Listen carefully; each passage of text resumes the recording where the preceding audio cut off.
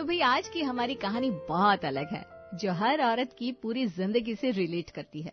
उनके हर दुख सुख को ये कहानी बहुत ईमानदारी से जस्टिफाई करती है। मैं ऐसा क्यों कह रही हूँ? अब ये तो आपको पूरी कहानी देखकर ही पता चलेगा। तो भाई चलते हैं शैलेश जी के घर।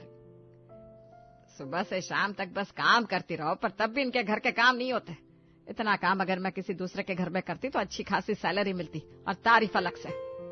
क्या बात है रमा जी, क्यों सुबह सुबह इतना क्रोध कर रही हो? आज तो अपने खूबसूरत हाथों की बनी चाय भी नहीं पिलाई, जो ये दिल और दिन दोनों गुलजार हो जाए। ये बेवजह की तारीफ का मतलब मैं खूब अच्छे से समझती हूँ, और मैं आपकी इन चालों में नहीं फंसने वाली। यहाँ काम कर करके घुटने दुख है। सुबह से 2 बार चाय बन चुकी है, पर आप है कि अब भी चाय की ही शिकायत है। अरे पिछले 35 साल से तो मैं ही चाय बनाकर पिला रही हूँ। एक दिन तो खुद बनाकर पी लीजिए। बनाकर तो मैं पी लूं, पर जो स्वाद आपके हाथों से बनी चाय में है वो पूरी दुनिया की किसी चाय में नहीं होगा। अरे पर अब ये आदत बदल लीजिए, खुद चाय बनाइए या अपनी लाडली बेटी से बनवाइए, क्योंकि मैं और मेरी सारी किटी वाली सहेलियां अब योगा शुरू करने वाले हैं। इसलिए सुबह 7 बजे से 9 बजे तक मैं बिजी रहूंगी। शिवानी बेटा, जरा थोड़ी सी रुई ला दे, मुझे अपने कान में ठूस लूं। ये सुबह सुबह तेरी माँ के प्रवचन नहीं सुनने जा रहे, जब देखो तब टाई टाई टाई। तो भाई शैलेश जी के परिवार में ये नोक झोंक चल रही थी कि तभी शैलेश जी के साथ दुकान पर काम करने वाले किशोर लाल जी आ गए। क्या बात है शैलेश, 10 बज गए, आज दुकान नहीं खोलनी क्या? और क्यों भाई भाभी जी से झगड़ रहे हो? वही तो भाई साहब, आप समझाइए ना इन्हें।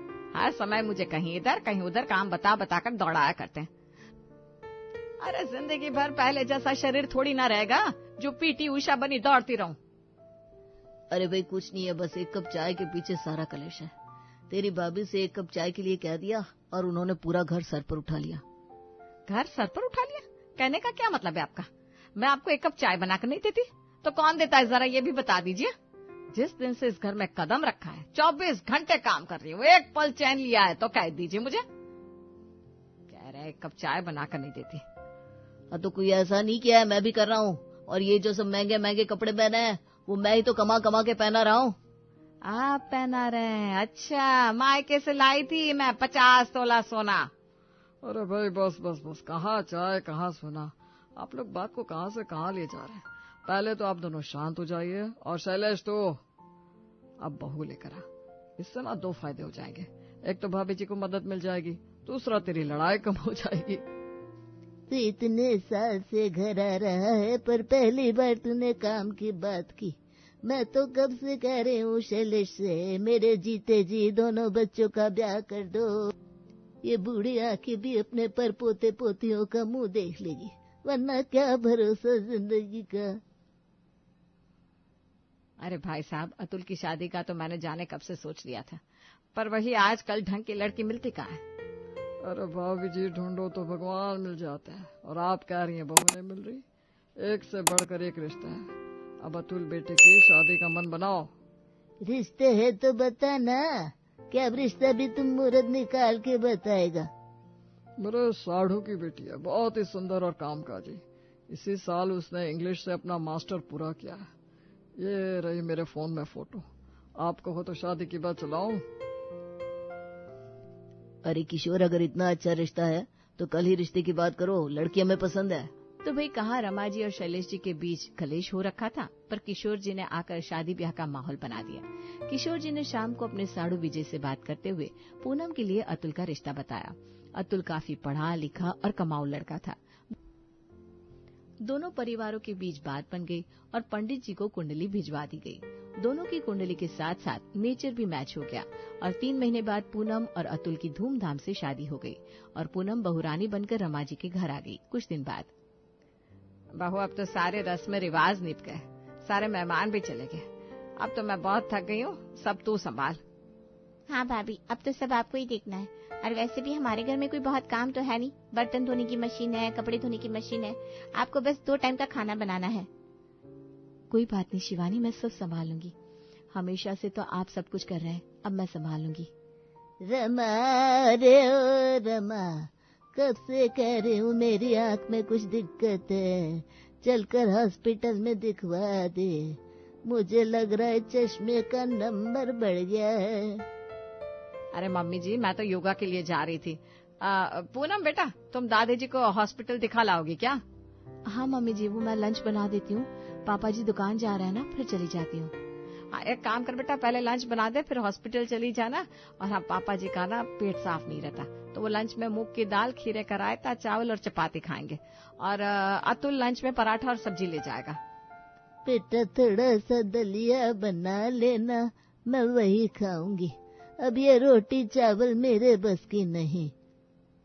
और भाभी मैं चीज पास्ता खाऊंगी तो वो बना लेना। पूनम अभी सबकी बताई डिशेस को अपने मन में दोहरा रही थी कि सभी अपना अपना बताकर चलते बने। बेचारी पूनम को अब इतना सारा खाना अकेले बनाना था। पापा जी 1 घंटे में चले जाएंगे, चल पूनम जल्दी कर, बहुत काम है। पूनम ने अपनी कमर कसी और बिना कुछ नाश्ता किए लग गई घर के कामों में। पहले अपने ससुर का लंच बनाया, फिर पति और ननद का। इन सब में उसे 2 बज गए। सबका लंच तैयार करने के बाद वो दुकान गई और वहां पर लंच दिया। घर आकर फिर घर के बाकी सारे काम समेटे। थोड़ा सा रेस्ट करने के लिए वो बैठी थी कि दादी उसे आवाज लगाने लगी। बहू 4 बज गए, मुझे डॉक्टर के पास चलना है, याद है ना? हाँ दादी, मैं तो भूल ही गई थी, आप रुकिए, मैं 5 मिनट में आई। पूनम फटाफट तैयार हुई और दादी जी को हॉस्पिटल लेकर चली गई। वहां उनकी आई टेस्ट कराकर नया चश्मा बनवा दिया। घर आती ही, अरे बहू आ गई, देखो तुमसे मिलने कौन आया है। यह है मिसेस सहगल, मेरी फ्रेंड है, तुमसे मिलने आई है। नमस्ते आंटी जी। ओहो, namaste is too old, hi hello ही ठीक है। और मुझे आंटी कोई नहीं कहता, सब मिसेस सहगल कहते हैं। तुम भी वही कह सकती हो। हाँ जी, बिल्कुल, क्यों नहीं। बूढ़ी घोड़ी लाल लगा, माई बड़ी मिसेस सहगल वाली। दादी बन गई है पर आंटी शब्द से परहेज है। क्या जमाना आ गया है प्रभु, अब कलयुग देखा नहीं जा रहा, अब तो मुझे ऊपर ही उठा ले। मिसेस सहगल के लिए चिया सीड शेक और कुछ फ्रूट नाश्ते के लिए बना लाओ। ओहो, ऐसा भी कुछ नहीं है पूनम, मैं सब कुछ खा लेती हूँ। आज तो बहू से मिलने आई हूँ, कुछ स्पाइसी भी चलेगा। तो फिर एक काम करो बेटा, कॉफी और पनीर के पकौड़े बना लो, महीने में 1 बार खाने से कुछ नहीं होता। जी मम्मी जी। पूनम किचन में गई और उसे सबके लिए नाश्ता बनाया और कराया। मिसेस सहगल के जाते ही पूनम डिनर की तैयारी करने वापस किचन में चली गई। अरे सब्जियां तो सारी खत्म हो गई है, रात को तो सब सब्जी ही खाएंगे, मैं मम्मी जी को बता देती हूँ। मम्मी जी, वो किचन में सब्जियां खत्म हो गई है, मंगा दीजिए ना। हाँ रुक, मैं अभी तेरे पापा जी को फोन कर देती हूँ, आते टाइम वो सब्जियां लेते आएंगे। रमा ने शैलेश जी को फोन किया और सब्जियों के लिए कहा। अरे रमा जी, आज मुझे और अतुल को दुकान से आने में देर हो जाएगी। नया माल आया है दिल्ली से, गोदाम में लगवाना है, आज का आप देख लो। ओहो, आज तो इन लोगों को आने में देर हो जाएगी। एक काम करती हूँ, शिवानी से कहती हूँ। शिवानी बेटा, जाकर सब्जियां तो ले आ। मम्मी असाइनमेंट तैयार कर रही हूँ, बहुत बिजी हूँ मैं। ये और इसके असाइनमेंट। कोई नहीं मम्मी जी, आज मैं दाल बना लेती हूँ। नहीं नहीं बेटा, तेरे पापा जी और अतुल फिर खाना ही नहीं खाएंगे। बेटा एक काम कर, आज ना तू ही चली जा, मार्केट से सब्जी लेकर आ। इसी बहाने तू समझ भी जाएगी कि बाजार से सब्जियां कैसे लाते हैं। पूनम आज काफी थक चुकी थी, पर मजाल थी कि वो सास रमा की बात टाल दे। पूनम ने झोला उठाया और बाजार सब्जियां लेने चली गई। करीब आधे घंटे बाद वो वापस आई और फिर से किचन के कामों में लग गई। रात के करीब 12 बजे वो अपने कमरे में सोने के लिए गई। वो इतनी थकी थी कि उसे लेटते ही नींद आ गई। अगले दिन पूनम, अतुल, शिवानी, अतुल के पापा सब जल्दी आइए, देखिए अम्मा जी नीचे गिर गई है। उठिए अम्मा जी, उठिए। बहू, घुटना टूट गया है, नहीं उठा जा रहा। मम्मी जी, लगता है दादी के घुटनों में काफी चोट लग गई है, हमें तुरंत डॉक्टर को बुलाना चाहिए। कुछ ही देर में डॉक्टर रमा जी के घर आ जाते हैं और दादी को देखने लगते हैं। अम्मा जी के पैर में फ्रैक्चर है और दोनों घुटनों में काफी चोट है। इन्हें 1 महीने कंप्लीट रेस्ट और केयर की जरूरत है। इन्हें बिल्कुल भी चलने मत देना। इन्हें अभी मैं पट्टी कर देता हूँ और दवाइयाँ दे देता हूँ जो कि दर्द में आराम देगा, पर इनकी केयर के लिए अच्छा रहेगा आप किसी नर्स को अपॉइंट कर ले। तो फिर डॉक्टर तो अपनी दवाई देकर चले गए। दादी की हालत को लेकर हर कोई चिंता में था, पर रमा जी को इससे भी ज्यादा चिंता इस बात की थी कि अगर नर्स अपॉइंट की तो उसे सैलरी देनी पड़ेगी। यहाँ उन्होंने अपना दिमाग लगाया। इससे पहले कि कोई कुछ कहता, वो पूनम से बोल पड़ी। अरे बेटा पूनम, तुम हो ना, तुम दादी की केयर कर लोगी ना, नर्स वगैरह की क्या जरूरत है। कोई बेटा अपने जैसा थोड़ी ना करेगा, है? तो तुम दादी का ध्यान रखना। सास रमा ने पूनम की हाँ या ना सुनना भी जरूरी नहीं समझा और उसे दादी की सारी जिम्मेदारी दे दी। बेचारी पूनम अब सुबह 6 बजे से रात के 12 बजे तक घर के कामों में लगी रहती। उसी में बीच बीच में दादी जी को देखने आने वालों का तांता लगा रहता, उनके लिए चाय नाश्ता अलग। बेचारी पूनम दिन रात लगी हुई थी, पर सास ननद या अतुल से उसे कभी कोई तारीफ नहीं मिलती। एक दिन रमा जी की कुछ सहेलियां दादी को देखने आ गई। बेटा पूनम, ये मेरी सहेलियां हैं। मिसेस सहगल को तो तुम जानती हो, ये है मिसेस खन्ना, मिसेस वाजपेयी और ये शांति जी। पूनम ने मिसेस सहगल को हेलो कहा और बाकी सबको नमस्ते बोल के सबके लिए चाय बनाने चली गई। इसी बीच रमा और उनकी सहेलियां उनकी बहुओं के बारे में बात करने लगी। अरे मिसेस खन्ना, सुना है आपकी बहू ससुराल में कम और मायके में ज्यादा रहती है। क्या बात है, यहाँ बहू का मन नहीं लगता क्या? अरे मिसेस सहगल, आजकल की बहुओं को टाइम ही कहाँ है। और वैसे भी मेरी बहू गवर्नमेंट जॉब में है, वर्किंग है, तो वो तो अपनी जॉब पर रहेगी ना। मैं क्यों चूल्हे चौके के पीछे किसी का करियर खराब करूं? ये तो है, बहू सेल्फ इंडिपेंडेंट है, कमा रही है, परिवार को ही तो फाइनेंशियली सपोर्ट है। कम से कम ये तो नहीं कि 4 रोटी बना ली सुबह, फिर पूरा दिन सुबह से शाम मायके फोन करके सास ननद की बुराई करे। भाई मैं तो कहती हूँ बहू को जॉब करना ही चाहिए। ये सभी अपनी बातों में मशगूल थी, तभी पूनम चाय बनाकर ले आई। अरे पूनम बहू, तुम क्या करती हो? रमा बता रही थी काफी पढ़ी लिखी हो, इंग्लिश से मास्टर किया है। कोई जॉब वॉब करती हो या सिर्फ हाउसवाइफ? जॉब का तो पहले काफी मन था, पर घर के कामों में टाइम नहीं मिल पाता। जिसको जॉब करना हो ना, वो तो घर से ही कर ले। रही बात घर के कामों की, तो हमने नहीं किया क्या? हम तो पिछले 35 सालों से सब कर रहे हैं, और किसी को कुछ करने का मन हो तो हमने रोका भी नहीं। घर का क्या है, बस खाना ही तो है। 4 लोगों के कपड़े बर्तन सब धुलने की मशीन घर पर है। रमा और उनकी सहेलियों की बातें सुनकर भी पूनम चुप रही।